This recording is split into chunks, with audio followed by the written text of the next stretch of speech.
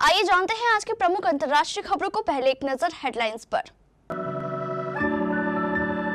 छोटे राज्यों में खूब हुआ मतदान, बड़े राज्यों में घरों से नहीं निकले लोग। क्या रविंद्र सिंह भाटी को पुलिस ने किया गिरफ्तार, बाड़मेर सीट से है निर्दलीय प्रत्याशी। क्या अमेठी रायबरेली से चुनाव लड़ेंगे राहुल और प्रियंका, खड़गे ने नॉमिनेशन का जिक्र कर दिया जवाब। आधी रात आतंकियों ने बोला हमला, मणिपुर के बिष्णुपुर में 2 सीआरपीएफ जवान शहीद। सलमान खान केस में पंजाब से अरेस्ट, शूटर की कस्टडी, लॉरेंस के भाई अनमोल बिश्नोई के खिलाफ लुक आउट नोटिस जारी। इजराइल ने रफा हमले से पहले बंधक समझौते को दिया आखिरी मौका। कतर में हमास का कार्यालय बंद होने को लेकर अटकलें तेज। गहने बनवाना फिर महंगा, चांदी के दाम में 2000 का उछाल। कहां है तारक मेहता का उल्टा चश्मा के सोडी। और बैरिस्टर शशांक ने सबसे बड़ा लक्ष्य हासिल कर ऐसे रचा इतिहास। लोकसभा चुनाव के पहले चरण की तरह दूसरे चरण में भी वोटिंग 2019 से कम हुई। खास तौर से यूपी, बिहार, महाराष्ट्र, मध्य प्रदेश और राजस्थान जैसे बड़े राज्यों में मतदान उम्मीद से काफी कम रहा। वजह चाहे गर्मी का प्रकोप कहे या फिर वोटिंग के प्रति उदासीनता या फिर कुछ और। दूसरे चरण में 13 राज्यों की 79 लोकसभा सीटों पर मतदान 60% के करीब रहा। यह 2019 में 70.09% मतदान के मुकाबले काफी कम रहा। सबसे अधिक वोट त्रिपुरा, मणिपुर, छत्तीसगढ़ और पश्चिम बंगाल में पड़े। शुक्रवार सुबह से ही वोटिंग का ट्रेंड कम रहा। सुबह 9 बजे तक महाराष्ट्र, कर्नाटक और बिहार में सबसे कम वोट पड़ते दिखे। यह रुख शाम तक ऐसे ही रहा। हालांकि दोपहर 1 बजे के बाद वोट प्रतिशत थोड़ा बढ़ना शुरू हुआ, लेकिन शाम 5 बजे तक यह उतना नहीं बढ़ पाया जितना सोचा जा रहा था।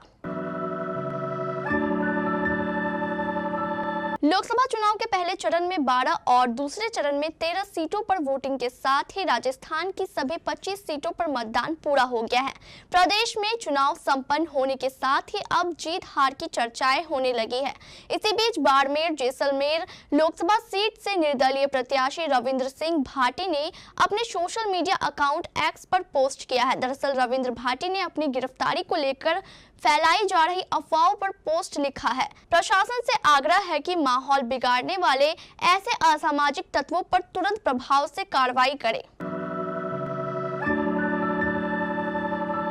कांग्रेस अध्यक्ष मल्लिकार्जुन खड़गे ने पार्टी के मैनिफेस्टो और लोकसभा चुनावों में उसकी संभावनाओं को लेकर अपनी राय रखी। खड़गे ने दावा किया है कि इस बार के आम चुनावों में कांग्रेस की इतनी सीटें आएंगी जिससे वह पीएम मोदी और भाजपा को लगातार तीसरी बार सत्ता में आने से रोक देगी। कांग्रेस अध्यक्ष ने कहा, इस बार कांग्रेस और इंडिया गठबंधन के पास बहुत अच्छा मौका है। हमारी संभावनाएं बेहतर है। हम इतनी सीटें जीतेंगे जिससे भाजपा को सत्ता में आने से रोक पाए। राहुल गांधी और प्रियंका के क्रमशः अमेठी रायबरेली से चुनाव लड़ने के मुद्दे पर मल्लिकार्जुन खड़गे ने कहा, आपको नॉमिनेशन के वक्त पर बताएंगे, यह हमारी रणनीति का हिस्सा है। पार्टी प्रमुख मल्लिकार्जुन खड़गे की अध्यक्षता में कांग्रेस की केंद्रीय चुनाव समिति CEC लोकसभा चुनाव के लिए उत्तर प्रदेश की अमेठी और रायबरेली सहित शेष सीटों पर चर्चा के लिए शनिवार शाम को बैठक करेगी। कांग्रेस अब तक 317 लोकसभा सीटों के लिए उम्मीदवारों की घोषणा कर चुकी है। मणिपुर से एक बड़ी खबर सामने आई है। यहाँ बिष्णुपुर जिले में शनिवार को आतंकवादी हमला हुआ है। इस हमले में केंद्रीय रिजर्व पुलिस बल CRPF के 2 जवान शहीद हो गए हैं। हमला नारन सेना इलाके में आधी रात से 2:15 पर हुआ है। मरने वाले जवान राज्य के बिष्णुपुर जिले के नारन सेना इलाके में तैनात CRPF की 128वीं बटालियन में तैनात थे। इसी बीच मणिपुर के मुख्य निर्वाचन पदाधिकारी प्रदीप कुमार झा ने बताया कि शुक्रवार को लोकसभा चुनाव के दूसरे चरण में बाहरी मणिपुर हिंसा की कम घटनाएं हुई। अधिकारी ने कहा कि शाम तक मतदान 75% के दायरे में था और कोई भी अड़चन नहीं आई। सलमान खान के घर 14 अप्रैल को हुए शूट आउट की साजिश पंजाब में रची गई थी। मुंबई क्राइम ब्रांच ने शुक्रवार को किला कोर्ट में यह खुलासा तब किया जब पंजाब से गिरफ्तार हथियार सप्लायर्स को रिमांड के लिए किला कोर्ट में पेश किया गया। सोनू बिश्नोई और अनुज थापन नामक इन आरोपियों को मेट्रोपॉलिटन मजिस्ट्रेट ने 30 अप्रैल तक क्राइम ब्रांच कस्टडी में भेज दिया। दोनों ही आरोपी फाजिल्का जिले के गांव सुखचैन के मूल निवासी है। ये गांव लॉरेंस और अनमोल बिश्नोई के गांव के पास है। मुंबई क्राइम ब्रांच ने केंद्रीय गृह मंत्रालय के मार्फत अनमोल के खिलाफ अपने केस में लुक आउट नोटिस जारी करवा दिया है। लॉरेंस बिश्नोई को भी वो जल्द ही कस्टडी में लेने वाली है। इस केस में क्राइम ब्रांच मकोका भी लगाने वाली है। इजराइल और गाजा के बीच चल रहा युद्ध थमने की बजाय और भी तेज होता जा रहा है। राफा हमले से पहले इजराइल ने सीज फायर और बंधक समझौते को आखिरी मौका दिया है। ये जानकारी मीडिया रिपोर्ट के हवाले से सामने आई है।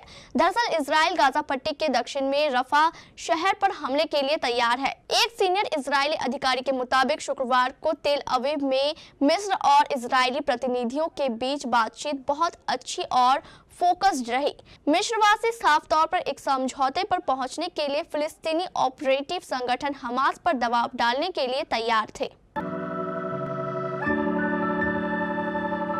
हमास और इजराइल के बीच संघर्ष विराम की लड़खड़ाती बातचीत के बीच पश्चिमी और अरब मीडिया में ये अटकलें तेज हो गई है कि क्या हमास अपने राजनीतिक कार्यालय को कतर से बाहर ले जाने पर विचार कर रहा है। क्या कतर हमास का ऑफिस अपने देश में बंद करने और हमास के नेताओं को बाहर करने की सोच रहा है।